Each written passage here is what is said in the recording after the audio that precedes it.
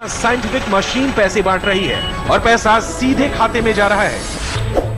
देश के 6 करोड़ किसानों को एक साथ पीएम किसान सम्मान निधि का पैसा ट्रांसफर करके एक रिकॉर्ड कायम किया है। ये सब कैसे हुआ? और को 12,000 करोड़ रुपए बांटे थे। अब तक कितने मुसलमानों के खाते में पैसे आए, ये रिपोर्ट आप देखेंगे तो आपको अंदाजा लगेगा। 12,000 crores in the bank accounts of the farmers. Please give a huge round of applause. With this release, more than 8 crore farmer families would have received the benefits of the scheme.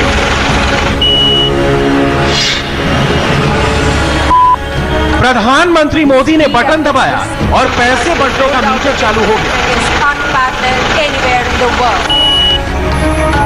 ये metre रुका 12,660 करोड़ रुपए पर।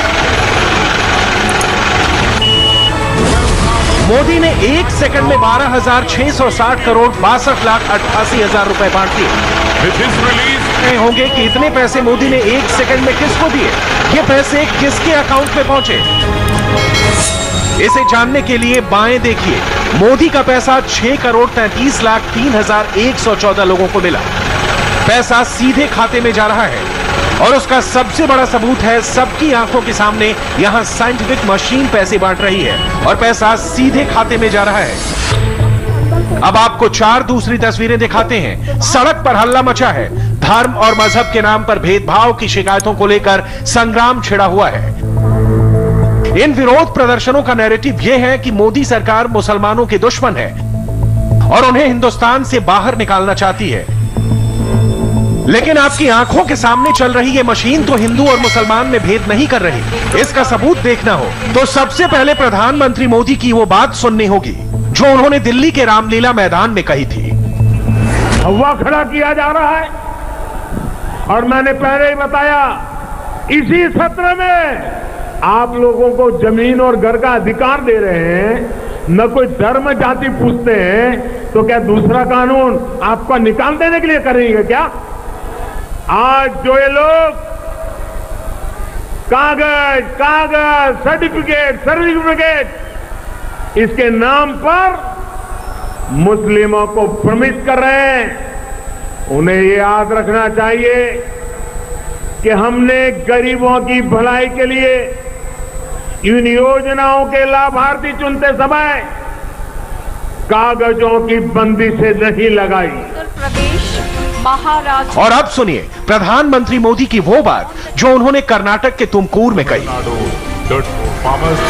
साथियों, देश में एक वो दौर भी था जब देश में गरीब के लिए 1 रुपया भेजा जाता था तो सिर्फ 15 पैसे पहुंचते थे, बाकी के 85 पैसे बिचौलिए मार जाते थे।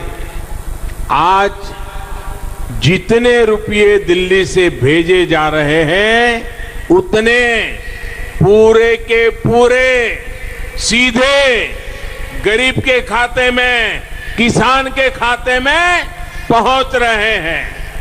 मैं कर्नाटका सहित देश भर की उन राज्य सरकारों का बहुत बहुत अभिनंदन करता हूं जो लाभार्थी किसानों की पहचान का काम तेजी से कर रही है। सरकार का एटीएम खुला तो उससे निकले पूरे के पूरे पैसे सीधे गरीब किसानों के खाते में पहुंचे, यानी पैसा न घिसा न फटा, 100 के 100 पैसे खाते में पहुंचे। ये धर्म और ईमान का टेस्ट है। एक तरफ पैसा है तो दूसरी तरफ धर्म है। क्या मोदी के एटीएम से निकले पैसों ने पाने वालों का धर्म देखा? मोदी ने कितने मुसलमानों को पैसे दिए? क्या मोदी ने पैसे बांटने में धर्म के आधार पर कोई भेदभाव किया? मोदी ने जो पैसे भेजे क्या वो सिर्फ राम और श्याम को मिले? क्या अनवर, सलमान और गए? क्या सरकार ने पैसे देने से पहले किसानों का मजहब देखा? इसका पक्का टेस्ट करने के लिए चलते हैं बिहार के किशनगंज, जहां मुसलमानों की आबादी 70% के करीब है।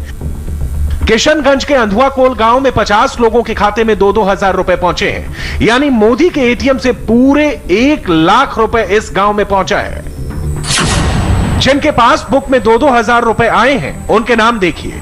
अब्दुल कादिर, आबिद आलम, अफाक, अफसर अली, अहमद हुसैन, अकबर अली, अली अकबर, अमरेश यादव, अंसार आलम, अताउर रहमान, आबिद हुसैन, बाबुल हक, बोध नारायण यादव, चंद्रा देवी, चंद्रमुखी देवी, धीरेन्द्र प्रसाद यादव, धूमर लाल यादव, दीगन लाल यादव, दिनेश लाल यादव, फातिमा खातून, गणेश कुमार यादव, गोपाल प्रसाद यादव, गुंजा खातून, हुसरू बानो, इमरान आलम, इस्लामुद्दीन, जमील अख्तर। अंधुआकोल गांव में जिन 50 लोगों को पैसे मिले उनमें से 34। साथियों, आपने बीते 6-7 महीने में ये देखा होगा कि रिफॉर्म्स की गति और दायरा दोनों बढ़ रहा है। खेती हो, स्पेस हो, डिफेंस हो, एविएशन हो, लेबर हो, ऐसे हर सेक्टर में ग्रोथ के लिए जरूरी बदलाव किए जा रहे हैं। अब सवाल ये है कि आखिर ये किया क्यों जा रहा है? यह आप जैसे करोड़ों युवाओं के लिए ही किया जा रहा है। इस दशक को भारत का दशक बनाने के लिए किया जा रहा है। ये दशक भारत का तभी होगा जब हम आज अपनी फाउंडेशन को मजबूत रखेंगे। युवा भारत के जीवन में ये दशक बहुत बड़ा मौका लेकर आया है। साथियों, देश के बेहतरीन एजुकेशन इंस्टीट्यूट में से एक होने के नाते मैसूर यूनिवर्सिटी को भी हर नई स्थिति के हिसाब से इनोवेट करना। महान कवि साहित्यकार कुवेम्पू जी ने यूनिवर्सिटी के मेन कैंपस को मान संगोत्री यानी मन का शाश्वत प्रवाह का जो नाम दिया था, उससे आपको निरंतर प्रेरणा प्राप्त करनी है। आपको incubation centres, technology development centres, industry academy linkage और इंटरडिसिप्लिनरी रिसर्च जैसे विषयों पर और ज्यादा फोकस करना होगा।